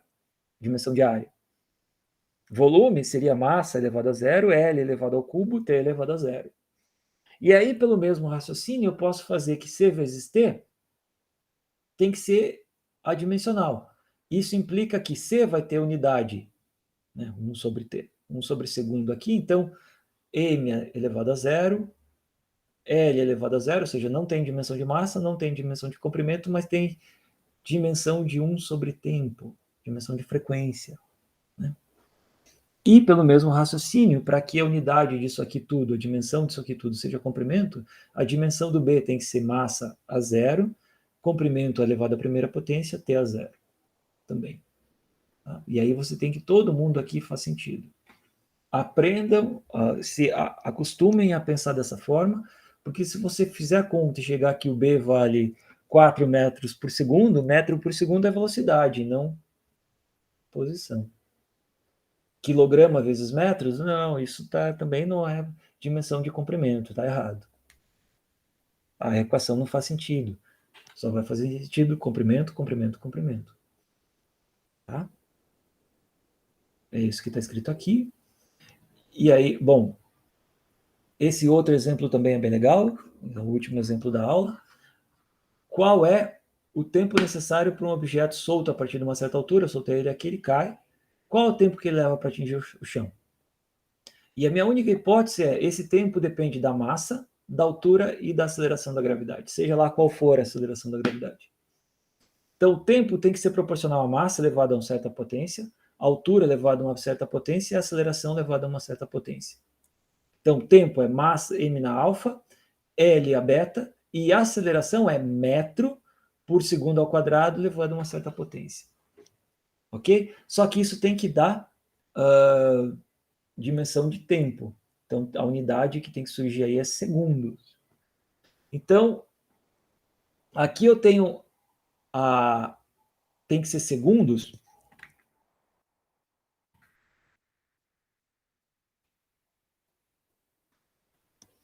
Aqui eu tenho a dimensão de segundos, né?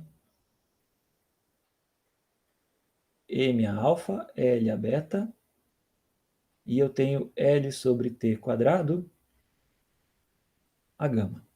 E isso tem que ser segundos.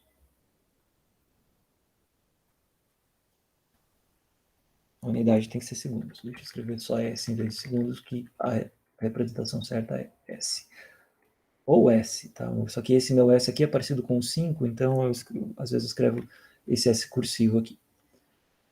Enfim, eu sei que T a quadrado, 1 sobre T ao quadrado elevado a gama, tem que dar T a 1. Quanto vale o gama, né?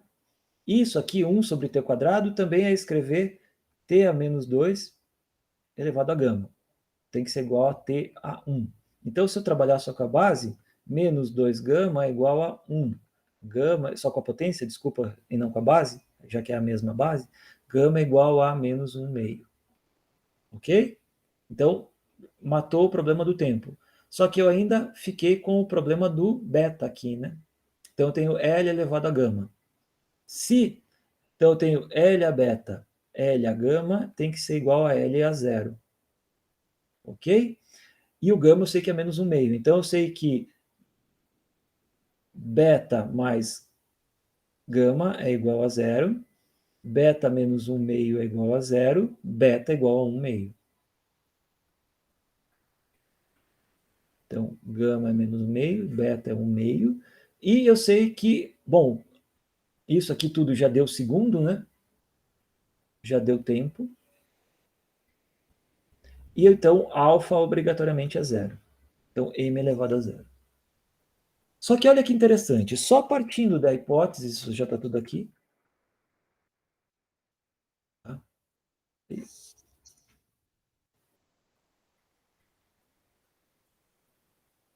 Aqui, alfa é zero, tá bom? Eu tenho que o tempo tem que ser proporcional, então, a L, a beta 1 meio, vezes G, a gama menos 1 meio. Então, o tempo é proporcional à raiz de H sobre G, ou L sobre G, o tempo de queda. E não depende da massa. E só com a hipótese que depende dessas três coisas, eu cheguei para que a unidade dê certo, para que a dimensão dê certo, só com a análise dimensional, que não pode depender da massa e que a forma funcional tem que ser raiz quadrada de H sobre G. Beta mais 1 meio, gama menos 1 meio, olha, H, 1 meio também conhecido como raiz quadrada, menos 1 meio, 1 sobre a raiz quadrada. Então, a análise dimensional me dá aqui de bandeja, de presente, a forma funcional da dependência do tempo de queda com a altura e com a gravidade. Olha que poder tem isso.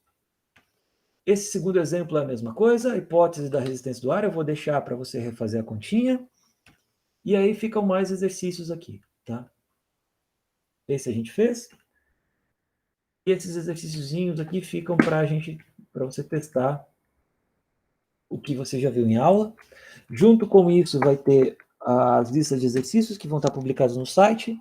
Por favor, façam, e aí nos nossos encontros presenciais é o melhor momento possível para você tirar dúvidas Mas se mesmo não der tempo de tirar todas as dúvidas no encontro presencial, ou você não puder ir por qualquer motivo, tem o e-mail e tem o Classroom, que é só você entrar. Deixa eu mostrar isso, já que estamos aqui, né? Aqui está gravando. Aqui está o meu e-mail, vamos entrar no Classroom. O Classroom. Aqui está a turma de Física. Física 1, Mecânica, a turma de vocês. Qualquer coisa que você escrever aqui, eu vou receber, ok? Só que qual a vantagem de escrever aqui? Sempre que alguém escrever aqui, eu ou qualquer um dos alunos, ou o monitor, assim que eu adicioná-lo, que a gente tiver um monitor, nós vamos todo mundo ver. Então, se você escrever aqui, eu vou receber uma mensagem no meu celular dizendo: olha, alguém tem uma dúvida, vamos conversar. E pode ser que a sua dúvida seja a mesma dúvida de um colega. Então, isso vai render uma discussão, igual um fórum de discussão sobre qualquer outra coisa que existe na internet da vida por aí. Isso é muito bom porque da conversa chega-se ao entendimento. Mas, se você acha, essa dúvida deve ser muito simples, eu estou com vergonha de perguntar isso e que todo mundo veja, nossa, ele não entendeu qual é o efeito da segunda lua de Júpiter no peso aparente do objeto. Então, você pode me mandar um e-mail, aí fica só entre a gente. O meu e-mail também vai estar no programa da disciplina. Então, que não seja a falta de canal de comunicação qualquer, porque a gente tem vários, tá? Não é isso. O problema para a gente entrar em contato e tirar dúvidas presencialmente, horário de atendimento, e-mail e aqui pelo Classroom. Tá bom? Eu vou terminar essa primeira aula agora. E aí, cadê a aula? Eu vou interromper a gravação e nós nos vemos na próxima aula. Tá? Nos vemos na próxima aula, que é a aula 2.